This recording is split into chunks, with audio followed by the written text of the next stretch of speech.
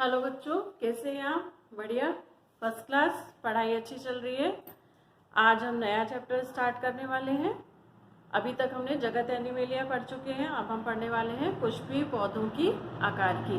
पुष्पीय पौधा यानी जिनमें पुष्प लगते हैं। आकार की मतलब उनके कौन कौन से भाग होते हैं, किस किस तरह की उनकी रचना होती है, क्या कार्य करते हैं। आंतरिक रचना जो है नेक्स्ट लेसन में पढ़ेंगे।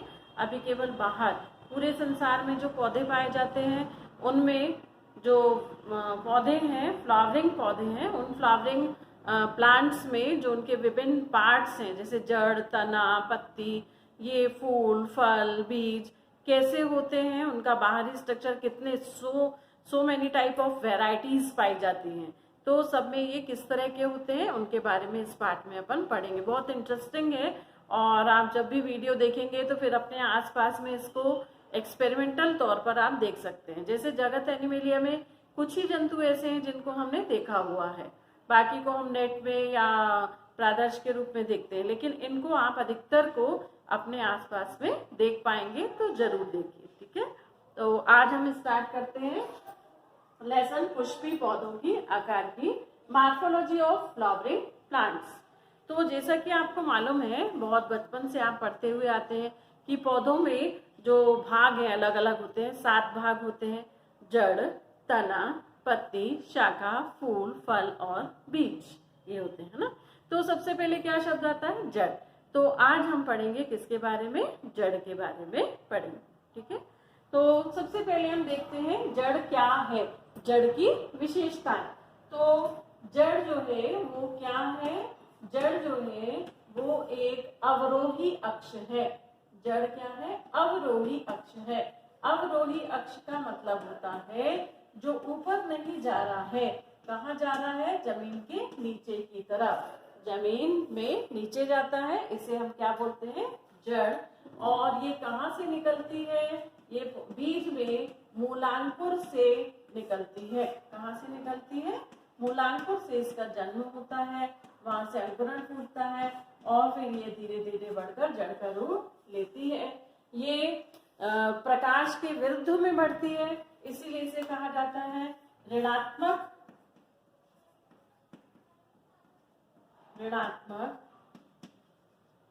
प्रकाशानुवर्ती।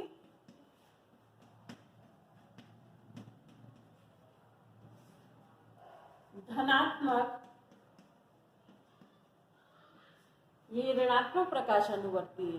कहाँ जाती है? प्रकाश ऊपर रहता है तो ये कहाँ जाती है? नीचे की ओर।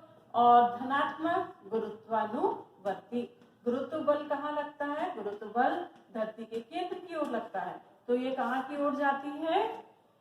धरती के केंद्र की ओर, इसीलिए इसे कहा जाता है धनात्मक गुरुत्वानुवर्ती होती है। इसके ऊपर एक कोश की मूल रोम पाए जाते हैं। मूल रोम पाए जाते हैं और कैसे होते हैं वो? एक कोश की मूल रोम। इसको बहुत अच्छे से याद रखना है, इसी से डिफरेंस पता चलता है कि जो रोम है वो जड़ के हैं या तने के हैं। अब अगला इसका लक्षण है कि ये जड़ों पर कलिकाएं नहीं होती, यानी इसकी शाखाएं निकलने के लिए कलिकाएं नहीं निकलती। जड़ों पर कलिका नहीं होती, कलिकाएं बिल्कुल नहीं होती। इससे भी हम पहचान सकते हैं कि वो तना है या नहीं है। इसमें पर्व और पर्व संधियां भी नहीं होती। पर्व व पर्व संधियां, आप जानते हैं पर्व व पर्व संधियां किसे कहते हैं? बताती हूँ। आपने सबने गन्ना देखा होगा, इससे अच्छा उदाहरण तो कुछ भी हो नहीं सकता। गन्ना, गन्ने में आपने देखा होगा बीच बीच में लाइनें मोटी मोटी दिखाई देती हैं, है ना। थोड़ा सा पोषण होगा, जैसे ये गन्ना है मान लीजिए, और इस गन्ने में यहाँ पर ऐसे बीच बीच में ऐसे लाइनें दिखाई हमको देती हैं। तो ये गन्ने में स्पष्ट दिखती हैं, लेकिन बाकी भी जितने तने होते हैं, बांस में भी स्पष्ट दिखती है, बाकी तनों में भी ये पाई जाती हैं। तो इस भाग को हम कहते हैं पर्व और इस भाग को हम कहते हैं पर्व संधि। ये केवल तने में पाया जाता है, जड़ में नहीं पाया जाता। इसको कहते हैं नोड और इसको कहते हैं हम इंटरनोड। ये पर्व और पर्वसंधियां तने में पाई जाती हैं, जड़ में बिल्कुल भी नहीं पाई जाती। इससे भी हम पहचान सकते हैं कि कोई जो चीज हमें दी गई है वो तना है या जड़ है। जड़ के अग्रभाग पर, अग्रस्त भाग पर मूल गोप उपस्थित होती है। मूल गोप होती है। मूल गोप क्या होती है, अभी हम जड़ की रचना पढ़ने वाले हैं, उसमें मैं आपको समझाऊंगी कि मूल गोप क्या होती है। ये जड़ की शीर्ष की सुरक्षा रखती है। जड़ों पर पत्तियां नहीं पाई जाती, जड़ पर पत्तियों का अभाव होता है। पत्तियों का अभाव होता है जड़ पर। फिर अगला इसका लक्षण है, इसमें पार्श्व जड़ें जो हैं, जो पार्श्व जड़ें निकलती हैं, आपने देखा होगा जड़ों की शाखाएं निकलती हैं, तो वो अंतरजात होती हैं। अंतरजात का मतलब है बहुत गहरे तक धसी होती हैं। अंतरजात होती हैं जो पेरिसाइकिल से निकलती हैं, होती हैं जो पेरिसाइकिल, इसको परिरंभ भी कहते हैं, परिरंभ से निकलती हैं।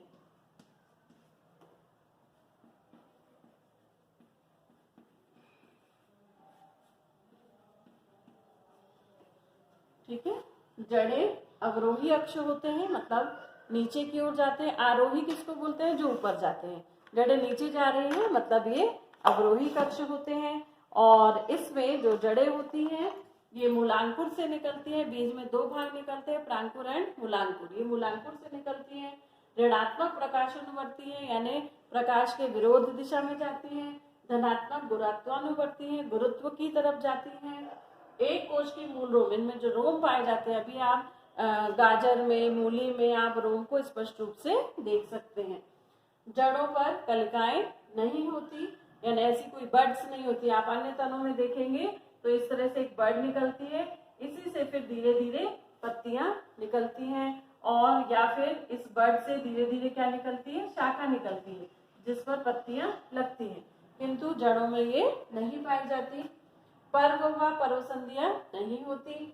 अग्रस्त भाग पर मूल गोप पाई जाती है, जो कोशिकाओं का एक समूह होता है टोपी के समान, और वो शीर्ष की रक्षा करता है। जड़ पर पत्तियां नहीं पाई जाती। पार्श्व जड़ें अंतरजात होती हैं। अंतरजात का मतलब गहराई तक धसी होती है, उनको आसानी से हटाया नहीं जा सकता। और ये कहाँ तक धसी होती है, पेरिसाइकिल तक धसी हुई होती हैं। ये तो हो गई जड़ों की विशेषताएं। अब हम पढ़ने वाले हैं इसके बाद में जड़ की रचना के बारे में। किसके बारे में पढ़ेंगे, जड़ की रचना के बारे में। तो ये देखिए, आपने जड़ सब परिचित होंगे। जड़ जो है अलग अलग टाइप की होती है। प्रारूपिक जड़ का मैं चित्र बना रही हूँ।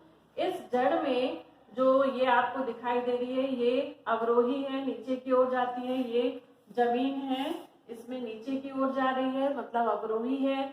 और ये ऋणात्मक जो है प्रकाशानुवर्ती प्रकाश, यहाँ ये जा रही है नीचे की तरफ। ये इसका शीर्ष है। ये क्या है, इसका शीर्ष है, जो लगातार कहाँ की ओर जाता है, नीचे की ओर जाता है। और ये धनात्मक गुरुत्वानुवर्ती है, नीचे की ओर जा रही है। इस पर कहीं पर पर्वसंधियां नहीं है, पत्तियां नहीं है, बर्ड्स नहीं है। ठीक है। ये जो जड़ है किसी भी पौधे की, प्रारूपिक जो जड़ होती है उसमें इस जड़ में कौन कौन से भाग होते हैं। तो इस तरह की जड़ में यदि हम देखें तो इसमें अलग अलग 4 भाग होते हैं। सबसे पहले होता है मूल गोप। फिर मूल गोप के बाद में यहाँ पर पाया जाता है विभाजन क्षेत्र, जिसमें कोशिकाएं लगातार विभाजित होती रहती हैं। विभाजन क्षेत्र के और ऊपर जाएंगे तो पाया जाता है दीर्घीकरण क्षेत्र, और ऊपर जाएंगे तो यहाँ पाया जाता है परिपक्वन क्षेत्र। ऐसे पूरे जड़ को 4 भागों में बांटा जा सकता है। पहला मूल गोप, दूसरा विभाजन क्षेत्र, तीसरा दीर्घीकरण क्षेत्र, और चौथा परिपक्वन क्षेत्र। अब यहाँ पर जो जड़ है, जड़ में सबसे नीचे कोशिकाओं का एक समूह होता है, जो चारों तरफ से, जड़ का जो सबसे शीर्ष भाग है इसको टोपी के समान ढक कर रखता है। कोशिकाओं का एक गुच्छा कोशिकाओं का समूह होता है जो कि इसको ढक कर रखता है, जिसे कहा जाता है मूल गोप। ठीक है, ये सामान्यतः सभी स्थलीय जो पौधे होते हैं उनमें पाई जाती है। एक केवड़े नामक पौधा होता है। कौन सा पौधा? केवड़ा, जिससे कि सेंट निकाला जाता है। केवड़े में बहुत सारी मूल गोप होती हैं। बाकी सब पौधों में कितनी होती है? एक मूल गोप होती है, लेकिन उसमें बहुत सारी होती हैं। और जो जलीय पौधे होते हैं उन जलीय पौधों में मूल गोप नहीं होती। मूल गोप के स्थान पर यहाँ पर शीर्ष पर पाई जाती है जल कोटरिका। सफेद से अच्छे से दिखाई देता है, जल कोटरिका पाई जाती है। और इस जल को, ये सॉलिड नहीं होती और ऐसी होती है जिसमें कि हवा भरी होती है और उसके कारण जड़ आसानी से क्या हो सकती है? तैर सकती है। जैसे जलकुंभी में, पिस्टिया में जल कोटरिका पाई जाती है, उसमें मूल गोप नहीं होती। स्थलीय पौधों में मूल गोप और जो जलीय पौधे उनमें जल कोटरिका शीर्ष पर पाई जाती है और ये जड़ की रक्षा करने का कार्य करती है। ठीक है, ये मूल गोप हो गया। इसके बाद ये जो इतना क्षेत्र है जो कुछ मिलीमीटर लंबा होता है, इसे कहा जाता है विभाजन क्षेत्र। कौन सा क्षेत्र? विभाजन क्षेत्र। ये कुछ मिलीमीटर लंबा होता है। इसकी जो यहाँ पर पाई जाने वाली जो कोशिकाएं हैं ये लगातार विभाजित होती रहती हैं। बहुत पतली भित्ति वाली कोशिकाएं होती हैं। इनमें जीव द्रव्य की मात्रा बहुत ही अधिक होती है और लगातार ये विभाजित ही होती रहती है। इनका नाम ही है विभाजन क्षेत्र। पहला मूल गोप, दूसरा विभाजन क्षेत्र। कुछ मिलीमीटर लंबा, कोशिकाएं पतली भित्ति की, लगातार विभाजन करती हैं, सघन जीव द्रव्य इसमें पाया जाता है और ये विभाजन करके नीचे की ओर बढ़ती जाती हैं। इसके बाद अगला क्षेत्र है, तीसरा क्षेत्र है दीर्घीकरण क्षेत्र। जो कोशिकाएं विभाजित हो चुकी हैं नीचे की ओर जाती हैं और ये नीचे की ओर बढ़ती जाती हैं। ऊपर की ओर वो कोशिकाएं होती हैं जो विभाजित हो चुकी हैं, उनमें उनका आकार बढ़ता है, उनमें जीव द्रव्य की मात्रा बढ़ती है, क्योंकि जब वो विभाजित होती हैं तो छोटी होती हैं, बाद में धीरे धीरे बड़ी होती जाती हैं, कुछ लंबा होता है और इसके कारण जड़ों की लंबाई में वृद्धि होती है।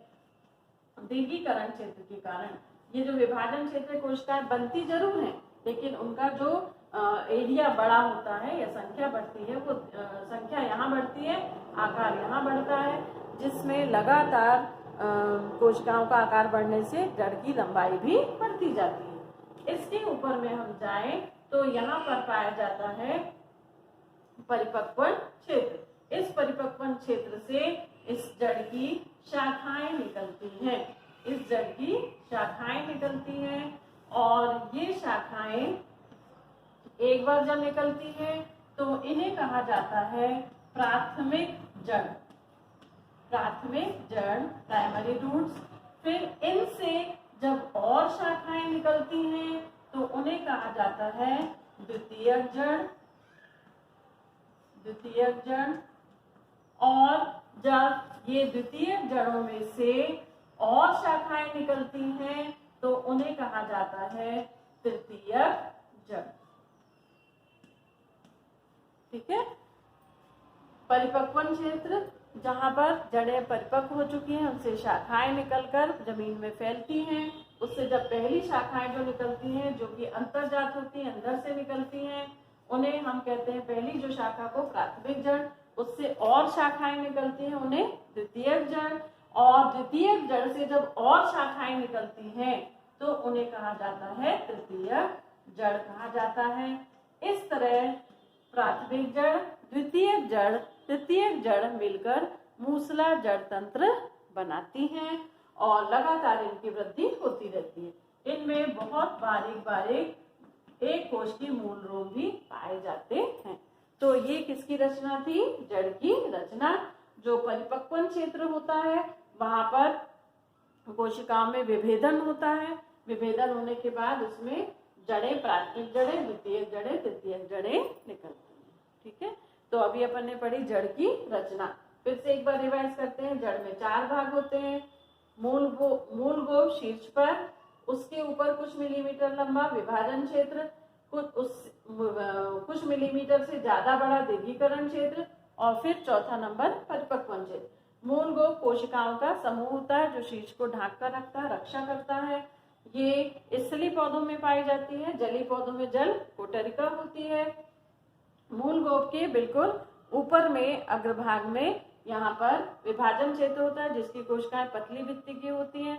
जीवद्रव्य पाया जाता है और लगातार सघन जीवद्रव्य होता है, लगातार विभाजन ही करती रहती है, इसके कारण लंबाई बढ़ती है, आम कोशिकाओं की संख्या बढ़ती है। दीर्घीकरण क्षेत्र में कोशिकाओं का आकार बढ़ता है, आकार बढ़ने से लंबाई बढ़ती है और इसमें भी जीवद्रव्य काफी मात्रा में पाया जाता है। उसके बाद आता है परिपक्वन क्षेत्र। ये परिपक्वन जो क्षेत्र है, यहाँ पर कोशिकाओं का जो परिपक्वन और विभेदन होता है, यानी कौन सी कोशिकाएं क्या क्या कार्य करेंगी उस तरह विभेदन होता है। यहाँ से पार्श्व जड़ें निकलती हैं। पार्श्व जड़ों में जो सबसे पहली शाखा जड़ों से निकलती है उन्हें हम कहते हैं प्राथमिक जड़ें। उनसे जब शाखाएं निकलती हैं तो उन्हें कहा जाता है, ये हो गई आपकी द्वितीयक जड़ें, और उससे भी जब शाखाएं निकलती हैं तो उन्हें कहा जाता है तृतीयक जड़ें। ये एक जड़ थी, ये दूसरी जड़ थी, और इस जड़ से और शाखा निकली तो उसे हम कौन सी जड़ बोलेंगे? तृतीयक जड़। इस तरह मूसला जड़ तंत्र बनता है। ठीक है, चलिए ये समझ में आ गया होगा, ये काफी पूछा जाने वाला प्रश्न है। इसके बाद हम पढ़ते हैं जड़ों के प्रकार। तो जड़ें कितने प्रकार की होती हैं? जड़ों के प्रकार, जड़ें 3 प्रकार की होती हैं। पहला मूसला जड़,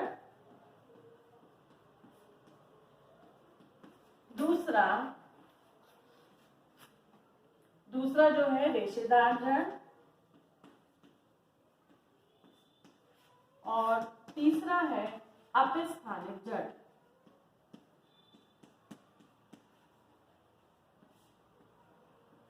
ठीक है, अब इसको मैं अपन तुलनात्मक रूप से पढ़ते हैं। जो मूसला जड़ होती है ये निकलती है मूलांकुर से। कहाँ से निकलती है? मूलांकुर से डायरेक्ट निकलती है और लगातार वृद्धि करती है। जो रेशेदार है इसमें क्या होता है? मूलांकुर की वृद्धि रुक जाती है, मूलांकुर की वृद्धि रुककर प्रांकुर से निकलती है। कहाँ से निकलती है? प्रांकुर से निकलती है।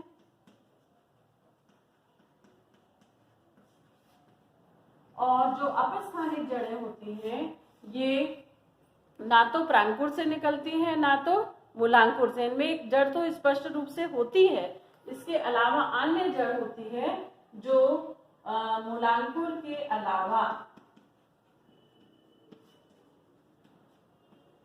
किसी अन्य स्थान से निकलती हैं, किसी अन्य स्थान से निकलती हैं, तो उन्हें हम कहते हैं कौन सी जड़ें? अपस्थानिक, यानी अपने स्थान से नहीं निकली तब हम उन्हें कहते हैं अपस्थानिक जड़ें। अब जो मूसला जड़ें होती हैं ये ऊपर मोटी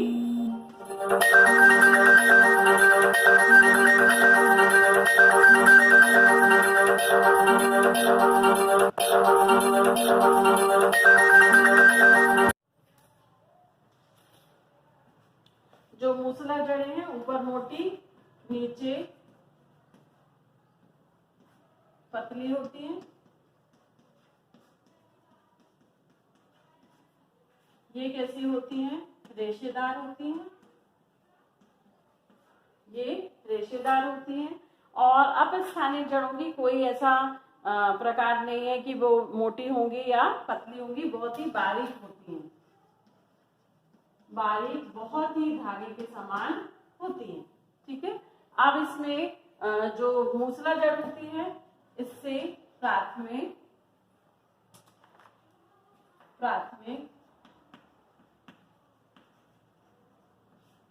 द्वितीय व तृतीयक जड़ें निकलती हैं।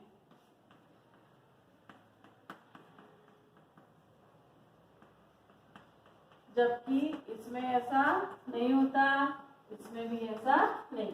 ठीक है, चलिए अब देखते हैं अपन ये कैसी होती है। तो जो मूसला जड़ होती है वो देखने में हमको इस तरह से दिखेगी, इस तरह से दिखेगी। जो भी अपन ने बनाई थी रचना पढ़ते समय इस तरह से हमें दिखाई देगी। इसमें जो सबसे लंबी जड़ है वो सबसे जमीन के पास में, जैसे जैसे हम नीचे आएंगे वैसे वैसे छोटी जड़ें हमको दिखाई देंगी। जिसमें कि जो प्राथमिक जड़ है वो जो इसका शीर्ष है, जो सबसे नई जड़ है वो शीर्ष के पास होती है। जो सबसे पुरानी जड़ है वो कहाँ होती है, ये शीर्ष से बहुत ही दूर होती है। ऐसे क्रम को कहा जाता है अग्राभिसारी क्रम। ध्यान रखेंगे, जो इसकी शाखाएं हैं वो अग्राभिसारी क्रम में निकलती हैं, जिसमें नई शाखाएं शीर्ष की ओर और जो पुरानी शाखाएं हैं वो शीर्ष से दूर पाई जाती हैं। इसे कहा जाता है मूसला जड़। कहाँ से निकली है, मूलांकुर से। इसी तरह यदि हम रेशेदार जड़ की ओर जाएं तो ये जो है यहाँ पर मूलांकुर तो निकला लेकिन वो अपभ्रंश हो गया, तो प्रांकुर से ये जड़ें निकलती हैं। तो ये जड़ें ऐसे जमीन में ही यहाँ पर बहुत सारे गुच्छे के रूप में निकलती हैं और यहीं पर फैल जाती हैं। पतली होती हैं, गुच्छे के रूप में होती हैं, इन्हें कहा जाता है रेशेदार जड़ें। और ये जो अपस्थानिक जड़ है ये पत्थर चट्टा नामक, एग्जाम्पल बता रही हूँ, पत्थर चट्टा नामक पौधा होता है जिसमें इस तरह से ओवल शेप की इसकी पत्तियां होती हैं और बरसात के समय जब इन पर बहुत ज्यादा भोजन जमा हो जाता है, नमी मिलती है, तो इन पत्तियों के कटाव से ऐसे जड़ें निकलती हैं। जो नीचे की ओर जड़ें निकलती हैं हर पत्ती पर और ऊपर की ओर पत्तियां निकलती हैं। चूंकि ये मूलांकुर से नहीं निकली है, प्रांकुर से नहीं निकली है, अपभ्रंश होकर नहीं निकली है, ये जिस स्थान पर निकलना चाहिए वहां से निकलकर अन्य स्थान पर निकली है, इसीलिए इसे अपस्थानिक जड़ कहते हैं। अब ये जो मूसला जड़ है ये पाई जाती है सभी द्विबीजपत्री पौधों में। ऐसे पौधे जिनके बीज में 2 भाग होते हैं उनमें पाई जाती हैं। ये पाई जाती हैं सभी एक बीजपत्री में। सभी एक बीजपत्री जो पौधे होते हैं जैसे सभी अनाज उनमें और घास फूल में ये पाई जाती हैं। जो अपस्थानिक जड़ें हैं, एक एग्जाम्पल मैंने आपको बताया पत्थर चट्टा में, इसी तरह अन्य कुछ एग्जाम्पल हैं जिनमें इस तरह की अपस्थानिक जड़ें पाई जाती हैं। ठीक है, तो ये हमने पढ़ लिया किसके प्रकार, जड़ों के प्रकार। अब इसके बाद हम पढ़ते हैं इनके रूपांतरण, मूसला जड़ के रूपांतरण। आपको समझ में आ गया होगा, बहुत ही सिंपल है ये और आप आसानी से इन जड़ों को अपने आसपास में पौधों को उखाड़कर देख सकते हैं। अब हम पढ़ने वाले हैं जड़ों के रूपांतरण। तो सबसे पहले हमने जो जड़ का प्रकार पढ़ा वो पढ़ा है मूसला जड़। तो सबसे पहले हम पढ़ेंगे मूसला जड़ का रूपांतरण। तो मूसला जड़ के रूपांतरण बहुत सारे हैं, अलग अलग हैं, जिनमें से एक हम लेते हैं। तो पहला है मूसला जड़ का रूपांतरण ए मांसल जड़ें, यानी ऐसी जड़ें बना लेता है जिसमें भोजन इकट्ठा हो जाता है तो जड़ बहुत अधिक अलग अलग आकार में फूल जाती है। फिर दूसरी मांसल जड़ के बाद में है दूसरा ग्रंथिल जड़ें, जड़ों में ग्रंथियां होती हैं जैसे राइजोबियम में। और तीसरा प्रकार है इसमें श्वसन जड़ें। ऐसे पौधे जो दलदल में रहते हैं उनमें श्वसन नहीं हो पाता, श्वसन के लिए ऑक्सीजन चाहिए होती है, तो जड़ें नीचे से ऊपर की ओर आती हैं। तो जड़ों के रूपांतरण सबसे पहले हम पढ़ेंगे मूसला जड़ के रूपांतरण, जिसमें पहला है मांसल जड़ें, दूसरा है ग्रंथिल जड़ें और तीसरा है श्वसन जड़ें। सबसे पहले हम देखते हैं किसके बारे में, मांसल जड़ों के बारे में। तो मांसल जड़ें भी अलग अलग प्रकार की होती हैं। कौन कौन से प्रकार की होती हैं, चलिए तुलनात्मक रूप से हम इनका अध्ययन करते हैं। पहला है तरकु जड़, दूसरा है कुंभी जड़, तरकुरूपी, दूसरा है कुंभी रूपी, फिर तीसरा है शंकु रूपी, फिर चौथा जो है वो है इसमें ग्रंथिल जड़। चौथा जो इसका प्रकार है वो है तर्कु रूपी, कुंभी रूपी और शंकु रूपी, और अगला है कंदिल जड़। ठीक है, तो इनको हम तुलनात्मक रूप से पढ़ेंगे। ठीक है, अब पहला नाम है तर्कु रूपी। तर्कु रूपी का मतलब क्या होता है, किस तरह की, कुंभी रूपी, शंकु रूपी। तर्कु किसको बोलते हैं, जैसे रुई की बाती होती है, दोनों तरफ नुकीली और बीच में चौड़ी, तो मीन्स ऐसा शेप को तर्कु कहा जाता है ना।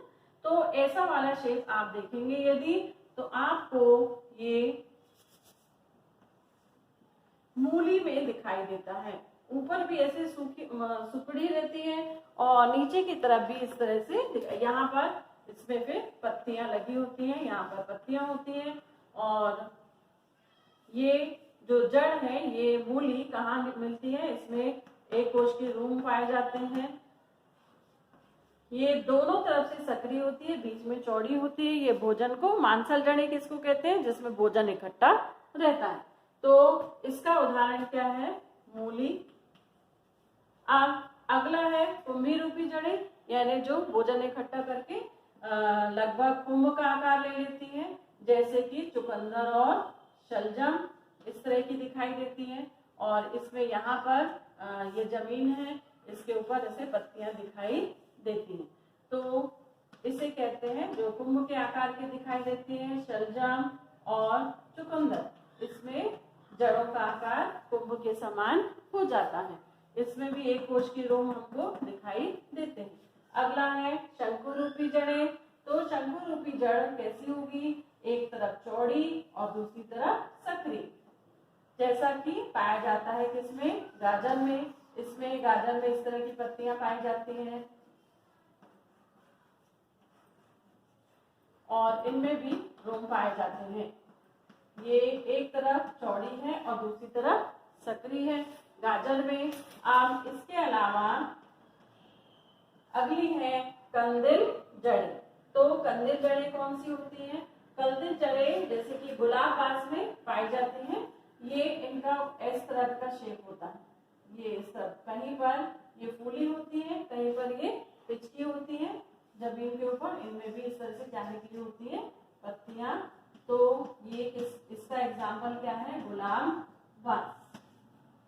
ठीक है, ये अपन ने पढ़ा अभी किसका, मूसला जड़ का, जो पहला प्रकार था रूपांतरण में, मांसल जड़ें। मांसल जड़ में पहली थी तर्कु रूपी, दोनों तरफ से सक्रिय और बीच में चौड़ी, इसे कहा इसका एग्जाम्पल है मूली, तर्कु आकार का है इसलिए तर्कु रूपी। कुंभ आकार की है, भोजन इकट्ठा होने के बाद हो गई, तो इसे कहा जाता है कुंभी रूपी। शलजम और चुकंदर इसका उदाहरण है। शंकु रूपी, एक तरफ चौड़ी दूसरी तरफ सक्रिय, इसे कहा जाता है शंकु रूपी जड़, भोजन इकट्ठा है इसमें भी। गाजर इसका एग्जाम्पल है। फिर है कंदिल जड़ें, जो कि बीच में फूली और सक्रिय हुई रहती है, ये इन्हें कंदिल जड़ें कहते हैं और ये गुलाब बास में पाई जाती है। ठीक है, अब इसके बाद हम पढ़ते हैं ग्रंथिल जड़। अगला जो एग्जाम्पल है वो है रूपांतरण है मूसला जड़ का, दूसरा ग्रंथिल जड़ें। आपने बहुत बचपन से, छठवीं सातवीं से आप पढ़ रहे हैं कि ये एक जड़ है, इसमें ऐसी शाखाएं निकली हुई हैं और आप इसका एग्जाम्पल बहुत अच्छे से आपको दिखाई भी देता है। यदि आप दालों की जड़ें निकालेंगे या मेथी की, कोई भी किसी भी प्रकार की दालों की जड़ें आप निकालेंगे तो उनमें हमको बीच बीच में ऐसी गिठानें दिखाई देती हैं और ये इस तरह की ग्रंथियां पाई जाती हैं, पूरी जड़ में ऐसे फैली होती हैं, कहीं कहीं पर पाई जाती हैं, जिनके अंदर यहाँ पर राइजोबियम जीवाणु पाए जाते हैं। और ये राइजोबियम जीवाणु अपने रहने के लिए, स्थान बनाने के लिए अंदर घुस जाते हैं मूल रोम के द्वारा। वहां घुसकर अपने लेग जो हीमोग्लोबिन इनमें पाया जाता है उसको प्रवेश कराते हैं, उसके सहारे प्रवेश करते हैं, कोशिकाओं का अनियंत्रित विभाजन करते हैं, जिससे कोशिकाओं की गिठानें बन जाती हैं और उसके अंदर ये राइजोबियम जीवाणु रहते हैं।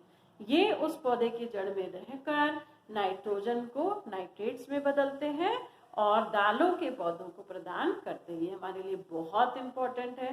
तभी दालों में प्रोटीन पाया जाता है। प्रोटीन नाइट्रोजन का यौगिक है और उसे बनाने के लिए जो नाइट्रोजन चाहिए वो कौन देता है? राइजोबियम। और राइजोबियम जीवाणु है जो कि ग्रंथिल जड़ों में पाया जाता है। जो दालों वाली जड़ें हैं उनमें पाया जाता है।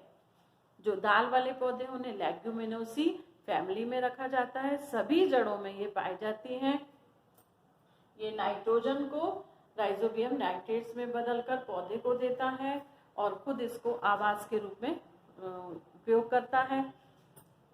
उस नाइट्रोजन के यौगिक से पौधे क्या बनाते हैं? प्रोटीन बनाते हैं। ठीक है, जो कि दालों में पाया जाता है। ये हो गई हमारी ग्रंथिल जड़ें। ग्रंथियां कैसे बनती है मैंने आपको बताया। राइजोबियम जीवाणु जो है जमीन में रहते हैं, वो मूल रोम द्वारा अंदर प्रवेश करते हैं। लैक हीमोग्लोबिन को पहले प्रवेश कराते हैं, फिर उसके धागे के सहारे अंदर प्रवेश करते हैं। कोशिकाओं का अनियंत्रित विभाजन ज्वाइंट्स पे करवाते हैं, जिससे कोशिकाओं का गुच्छा बन जाता है और उसके अंदर जाकर ये रहते हैं।